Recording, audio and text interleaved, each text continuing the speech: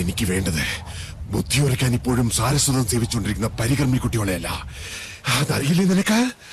എവിടെയവൻ? നിന്റെയൊക്കെ വാദ്യാർ, എനിക്കൊന്ന് കാണണവനെ. ഇങ്ങോട്ട് വിളിക്കുക.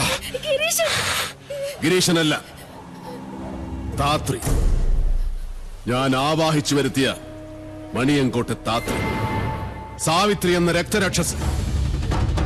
ഗിരീശ